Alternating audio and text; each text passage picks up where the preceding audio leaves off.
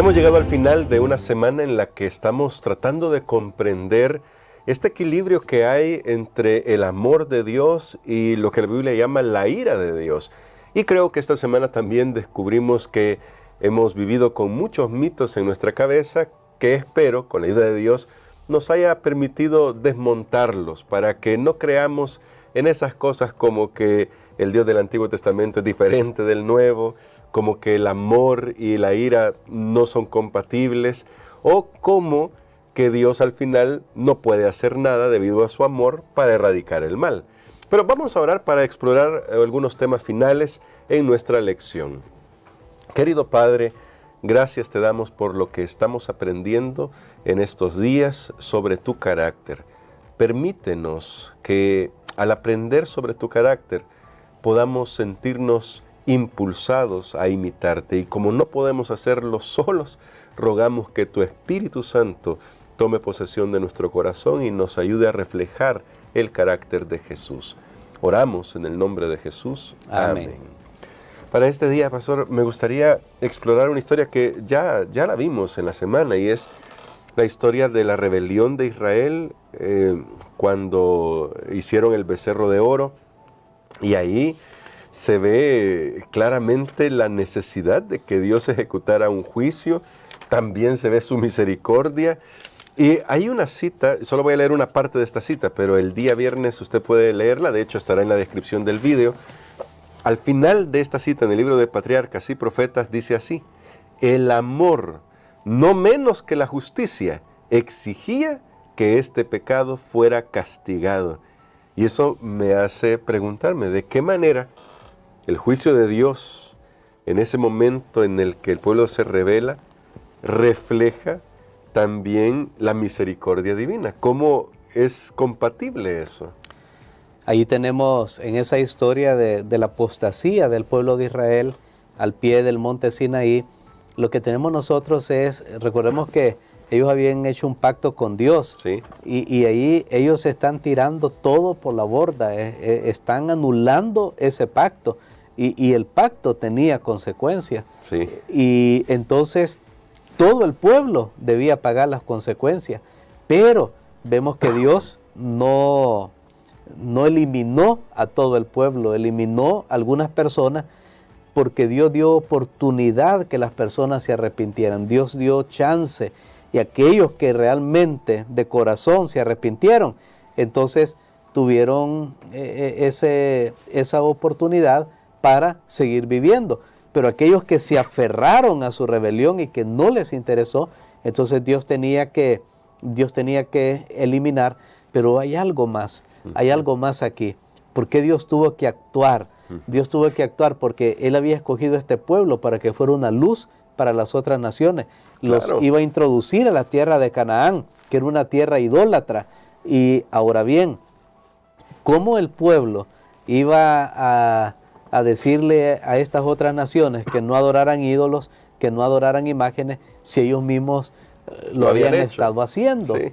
Entonces no era compatible, y es lo mismo, hermano Gerson, que hemos hablado en esta semana, en los primeros días, que hay algo que no es ético y que no es moral, es querer castigar o querer que otras personas no hagan algo que yo estoy haciendo.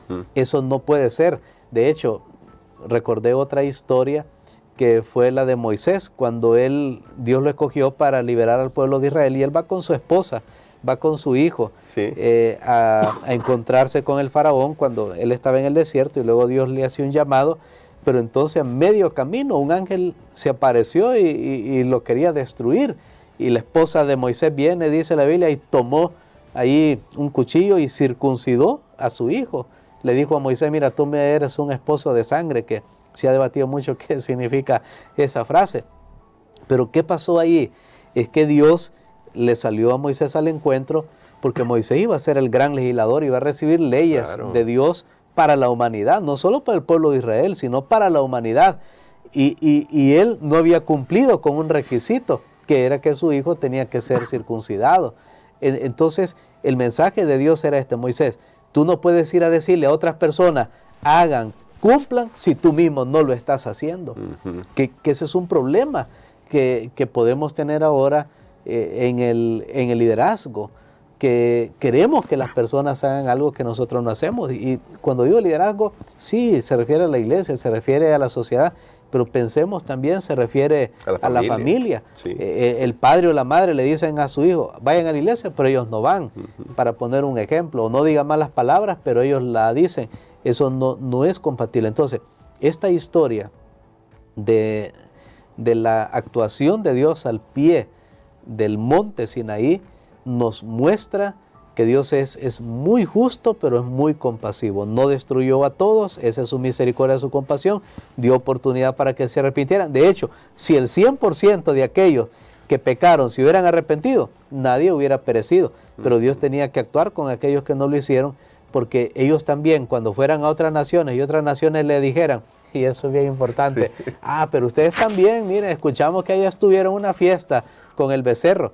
Pero entonces ellos humildemente iban a decirle, sí, pero tuvimos consecuencias, sí, pero nos fue mal. Sí. Porque la gente, eso, ¿usted cómo me viene a decir a mí que no haga esto si usted también lo ha hecho? Pero hay que decirle, sí, pero no me fue bien. Sí. Entonces, yo creo que por eso Dios permite este tipo de situación. Y eso me lleva al punto, un punto que también se comentó en la semana, porque recuerden, mis amigos, mis amigas, estamos haciendo un resumen de los puntos esenciales, podríamos decir. Y es que cuando nosotros nos airamos o nos indignamos justamente, y lo voy a poner entre comillas esto de justamente, por lo general se refiere a cosas que nos pasan a nosotros. ¿Por qué no podemos equiparar eso con lo que Dios hace o con la indignación de Dios?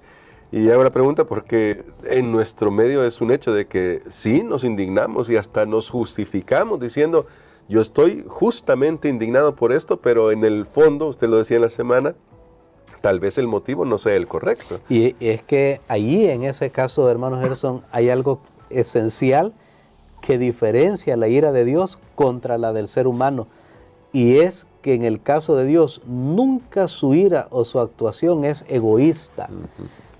Si nosotros viéramos eso, que incluso no es por Él, porque Él más bien recibió el castigo de nuestro pecado, es por amor a sus criaturas. Pero ¿cuántas veces nosotros hacemos algo y decimos, bueno, tengo que hacer esto a esta persona por amor a esa misma persona, porque no se da cuenta de lo que está haciendo? Pero no.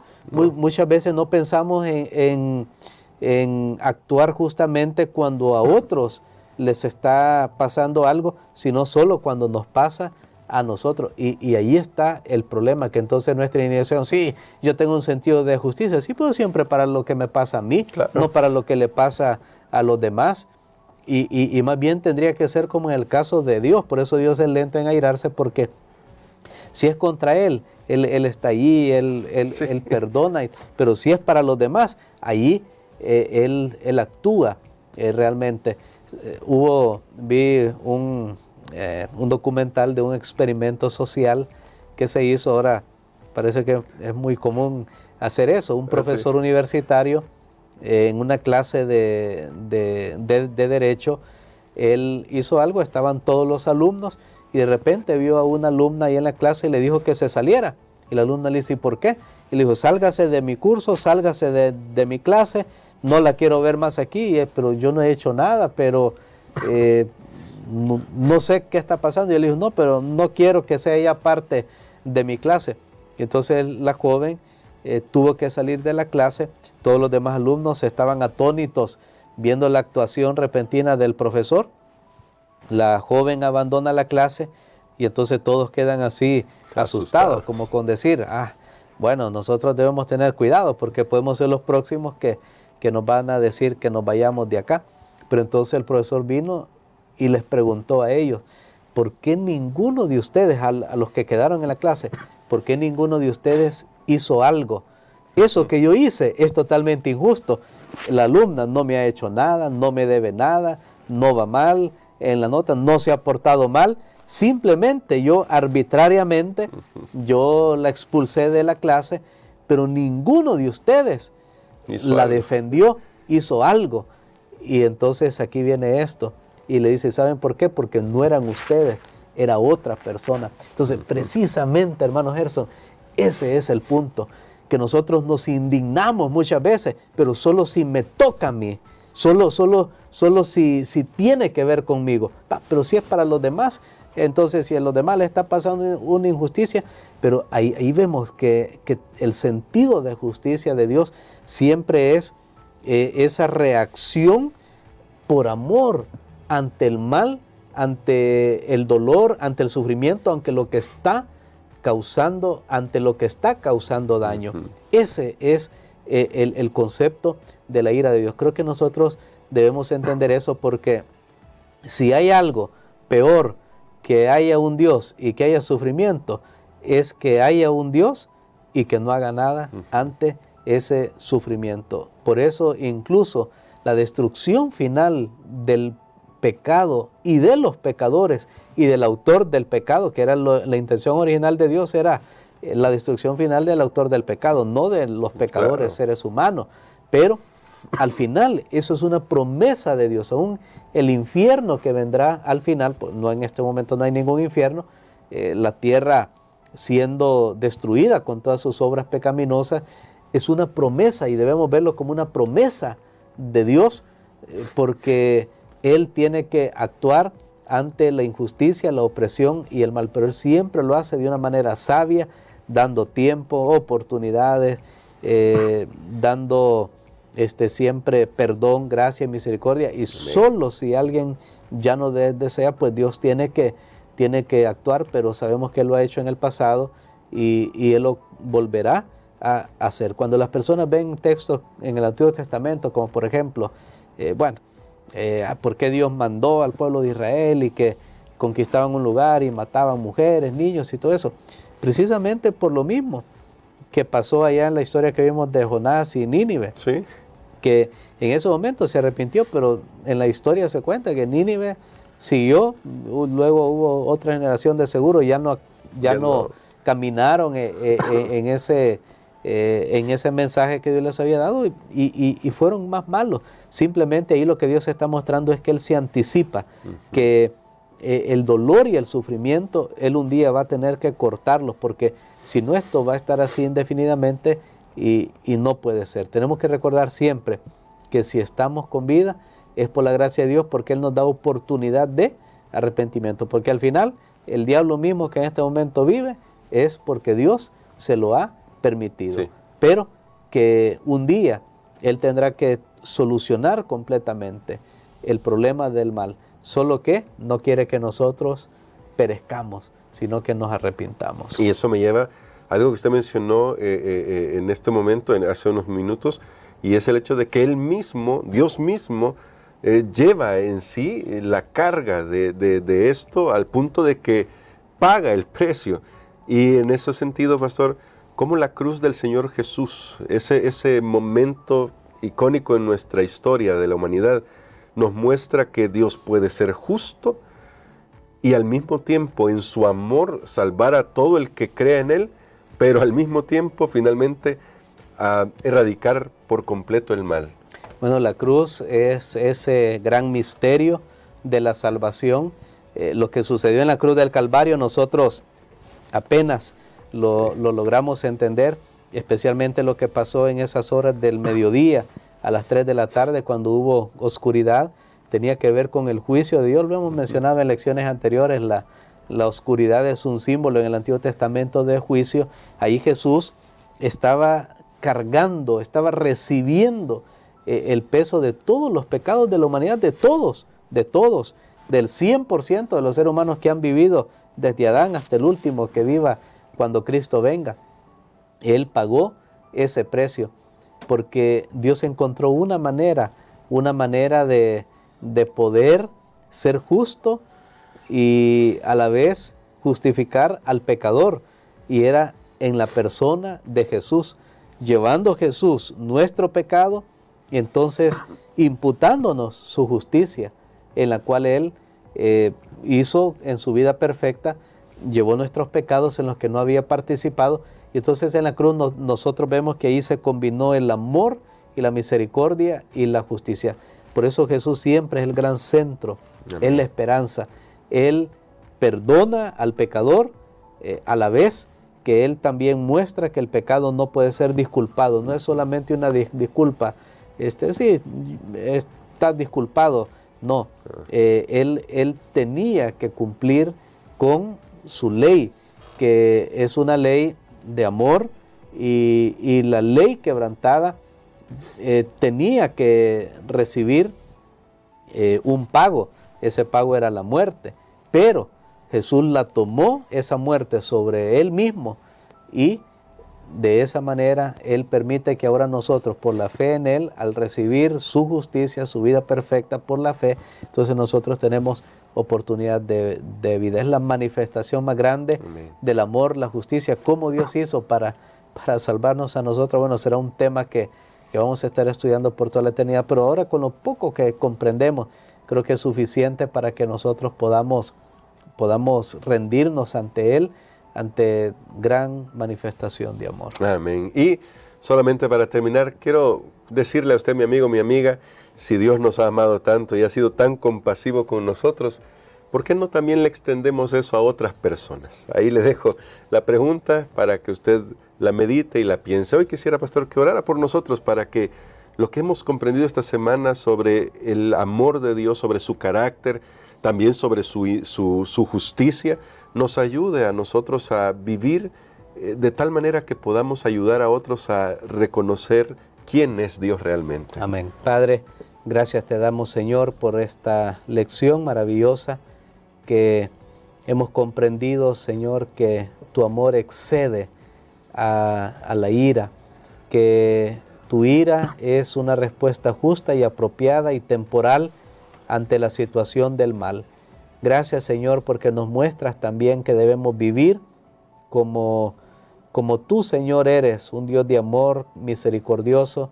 Ayúdanos, Padre, para no tomar en nuestras propias manos la venganza, la recompensa de algo malo que nos haya sucedido, sino siempre dejarlo en tus manos, Señor, y donde nosotros podamos ayudar a otros, aún al pecador mismo que no se da cuenta del daño que le está sucediendo.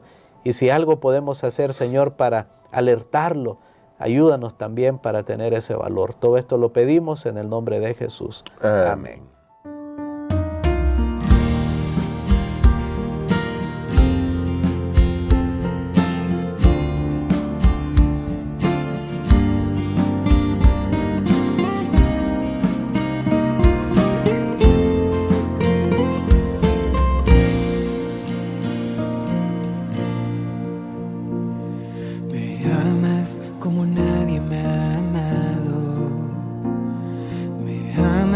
Como nadie me amará, me entregas tu amor de pura gracia, tu amor es incondicional, tu amor no depende de lo que haga, tu amor no depende de quién soy, por gracia me perdonas y me limpias. Por gracia, tú me das la salvación. Maravilloso amor, oh Jesús, maravilloso amor. Por mí moriste en una cruz, tomaste mi lugar, me diste tu perdón. Maravilloso amor.